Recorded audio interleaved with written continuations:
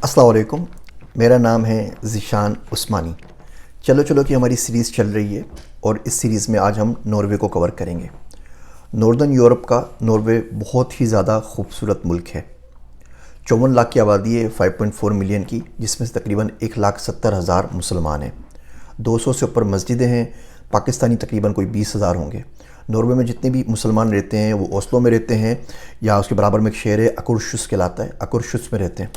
पाकिस्तानी जितनी भी ज़्यादा हैं वो ज़्यादातर ओस्लो के अंदर ही रहते हैं। जितने भी पाकिस्तानी नॉर्वे के अंदर हैं उसमें से कोई 80% ओस्लो में रहते हैं, और उन 80% पाकिस्तानी में से भी 70% खारियाँ पंजाब के हैं।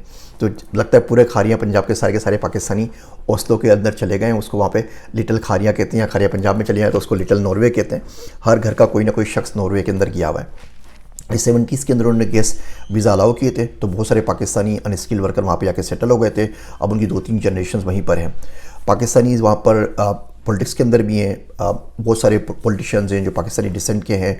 अख्तर चौधरी थे, अफशा रफ़ीक थी, हादिया ताजिक थी। ये तमाम के तमाम मेंबर ऑफ़ पार्लियामेंट्स थे।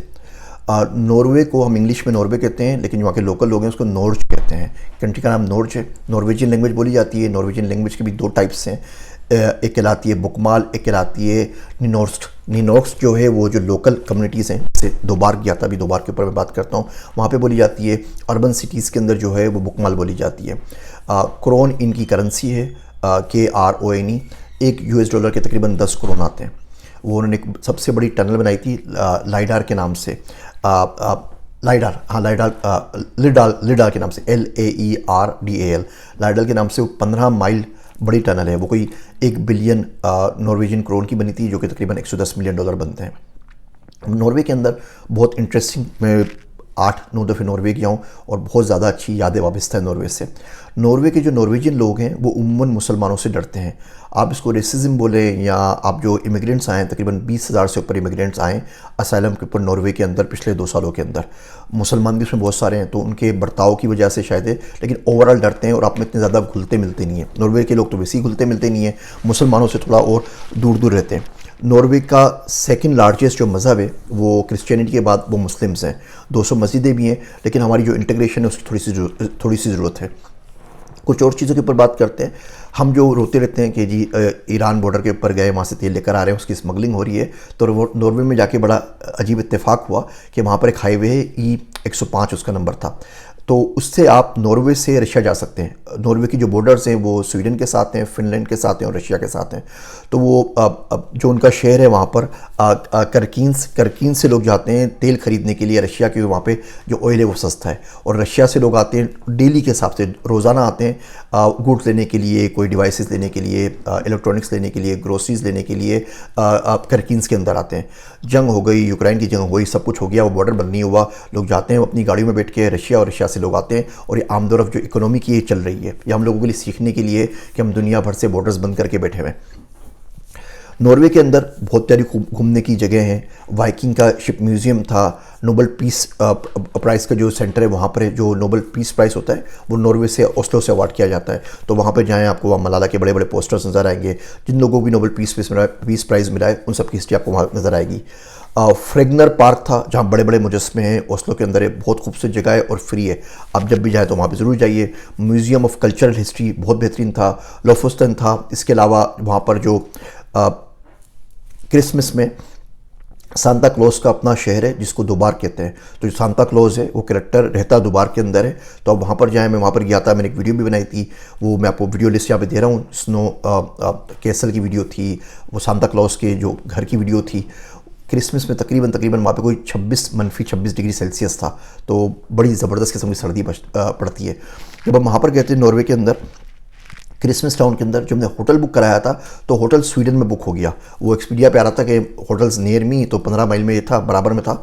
लेकिन यकीन कीजिए बॉर्डर पे कोई बंदा नहीं था, ना आदम की ज़ात, कुछ भी नहीं। हम लोग पूरा का पूरा क्रॉस किया। फिनलैंड से आते, फिनलैंड से हम लोग वहाँ क्रिसमस विलेज गए, और रात को जब घूम फिर के फारिग हुए तो गए तो सीधा लिटरली 17-18 मिनट का रास्ता था। वहाँ से जाके स्वीडन में सो गए और सुबह उठ के वापस आ गए नाश्ता करके। ना जाते हुए किसी ने चेक किया, ना आते हुए किसी ने चेक किया।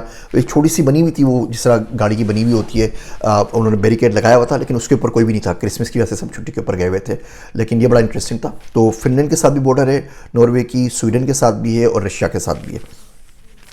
नॉर्वे के अंदर जो पढ़ाई है वो पढ़ाई बहुत ज़्यादा सस्ती है। 20 से ऊपर यूनिवर्सिटीज़ हैं, यहाँ पे मैं लिस्ट दे रहा हूँ उसकी, जहाँ पे पढ़ाई फ्री होती है। नोर्ड यूनिवर्सिटी के अंदर आप चले जाएँ, $72 फीस है पूरे सेमेस्टर की, $72 फीस पूरे सेमेस्टर की है। हाँ, आपको अपने खाने पीने के खर्चे के पैसे चाहिए होते हैं, पढ़ाई फ्री है। तो 20 से ऊपर कोई यूनिवर्सिटीज़ हैं, यहाँ पे लिस्ट में आपको दे रहा हूँ जहाँ पे पढ़ाई फ्री होती है। ये $70-72 एडमिनिस्ट्रेटिव फीस होती है पूरे के पूरे सेमेस्टर की। हमारे बच्चे रो रहे होते हैं पढ़ने कहाँ जाए, पैसे नहीं है, पैसे नहीं है, तो भैया नॉर्वे चले जाइए।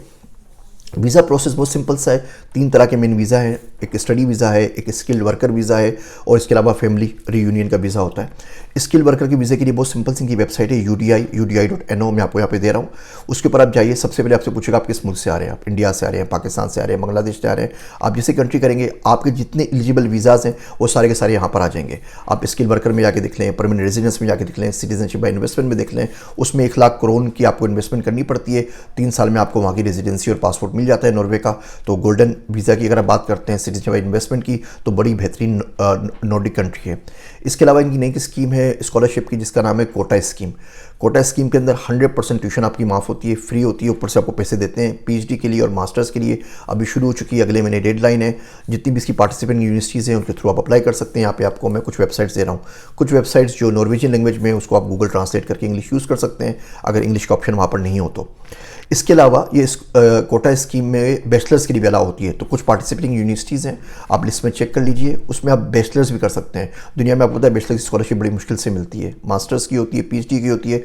कोटा स्कीम पे आप बैचलर्स करने जा सकते हैं। आपका क्रिमिनल रिकॉर्ड पुलिस का कोई ना हो, कोई जेल वेल ना हुई हो, आपने पटा शटा ना किया हो, आपने इंटरमीडिएट किया हो और आपको आपके अच्छे ग्रेड्स हो, तो आप जाके इसमें स्कॉलरशिप में पढ़ सकते हैं। वहाँ पे नॉर्वेजियन भी यूज़ होती है, इंग्लिश भी बोली जाती है, तो ज़्यादा कोई मसला नहीं है। और तमाम जो यूनिवर्सिटीज़ हैं जो फ्री पढ़ाती हैं, सबके अंदर इंग्लिश मीडियम प्रोग्राम होते हैं। नॉर्वे के अंदर छोटे छोटे आइलैंड्स भी हैं, हमने स्वालबर्ड की बात की थी। इसके अलावा क्वीन माउद आइलैंड है, और इसके अलावा पीटर आइलैंड है, दोनों आर्टिक के अंदर मौजूद हैं। जेन मैन का आइलैंड है, बुवे आइलैंड है। इन आइलैंड्स के ऊपर कभी बात करेंगे। स्वालबर्ड के ऊपर हम वीडियो बना चुके हैं, लिंक यहाँ पे दे रहा हूँ, आप उसको देख सकते हैं। एक इंटरेस्टिंग फैक्ट बताऊँ पूरे नॉर्वे के बारे में मैं, कि नॉर्वे की जो किंग्स गार्ड है उसका जो हेड है, उसका नाम है ब्रिगेडियर सर नील्स ओलेव। वो एक पेंगुइन है, वो कर्नल था, अभी रिसेंटली इसकी प्रमोशन किए ब्रिगेडियर के ओहदे के ऊपर। मैं आपको उसकी वीडियो शेयर करता हूँ। और ये फर्स्ट टाइम नहीं है दुनिया के अंदर कि कोई जानवर आर्मी का हिस्सा है। मरवा मत दीजिएगा भैया। बिल्ली गोट है, वो ब्रिटिश आर्मी के अंदर से सर्व किया था। एक ब्राउन बेयर था, उसने पोलिश आर्मी में सर्व किया था। उनके ऊपर कभी वीडियो बनाएंगे, कभी बात करेंगे। लेकिन बड़ा इंटरेस्टिंग है कि एक पेंगुइन को उन्होंने कर्नल से भी ब्रिगेडियर बना दिया, और जो उनके किंग्स गार्ड है उसका वो हिस्सा है। नॉर्वे बहुत ज़्यादा खूबसूरत मुल्क है। अगर आपको देखना है नॉर्वे, तो आप ज़रूर जाइए घूमने के लिए। रेंडियर्स जो होते हैं, जो उसके ऊपर बर्फ़ के ऊपर गाड़ी चलाते हैं, वो सबसे ज़्यादा जो उनके फार्म्स हैं वो नॉर्वे के अंदर हैं। इसके अलावा हस्की राइड्स भी नॉर्वे और फिनलैंड में आपको मिल जाती है। स्कीइंग जो करते हैं वो दुनिया में बेसिकली नॉर्वे ने मुतारिफ़ करवाई। विंटर ओलंपिक्स के लिए नॉर्वे दुनिया भर के अंदर मशहूर है। तो नॉर्वे अगर आपने घूमने जाना है क्रिसमस के अंदर, स्पेशली सर्दियों के अंदर, तो इससे ज़्यादा खूबसूरत जगह आपको दुनिया में कोई भी नहीं मिलेगी। पढ़ने के लिए जाना है, पढ़ाई फ्री है। स्किल वर्कर वहाँ पे मौजूद है, वेबसाइट दे रहा हूँ, एलिजिबल क्राइटेरिया लिखा हुआ है। कोटा स्कीम पे ज़रूर अप्लाई कीजिए और नॉर्वे चले जाइए। वहाँ के लोग ज़्यादा घुलते मिलते नहीं है, आप अपना काम करें, वो अपना काम करें। वो डरते हैं, लेकिन हम जाते रहेंगे, उनसे बातचीत करते रहेंगे तो डर भी निकलता रहेगा। उम्मीद है ये छोटी सी वीडियोस आपको पसंद आ रही होंगी। मज़ीद कौन सी कंट्री करनी है मुझे कमेंट सेक्शन में ज़रूर बताइए। इन वीडियो से अगर कोई फ़ायदा आपको हो रहा है और आप पहुंच रहे हैं, तो प्लीज़ कमेंट सेक्शन में आके बता दिया करें, ताकि दूसरे लोगों को मोटिवेशन मिले। बहुत सारे लोग बोलते हैं कि जी हमने तो अप्लाई किया, हमें मिला नहीं, और फिर बहुत सारे लोग ये भी बताते हैं कि जी हमने अप्लाई किया, हम उन मुल्कों में पहुँच चुके हैं, जबकि इसको वीडियोज़ को बनाते हुए हमें 1.5-2 महीना हुआ है। अच्छा, एक इंटरेस्टिंग बात और, लोग पूछते हैं हम क्या करें, हम अप्लाई किस तरह करें, हमें कोई मिल नहीं रहा। यहाँ पे मैं आपको कुछ लिंक्स दे रहा हूँ। एक तो शहजाद साहब का लिंक दे रहा हूँ, ये मेंटोका के ऊपर है। ये एक्सपर्ट हैं कैनेडियन इमिग्रेशन के ऊपर। आप मेंटोका पे कॉल बुक करके इनसे पूछ लें, दुनिया का अगर कोई कैनेडियन इमिग्रेशन का प्रोग्राम है तो शहजाद साहब को गाइड कर सकते हैं। इसके अलावा मैं रोनेन लॉ फर्म का दे रहा हूँ। ये मेरे दोस्त हैं, ये कैनेडियन इमिग्रेशन के अंदर मदद करते हैं। कनाडा में किसी भी किस्म की आपको इमिग्रेशन करनी है, आप इनके लिंक के ऊपर क्लिक करें, इनसे बात कर लीजिए।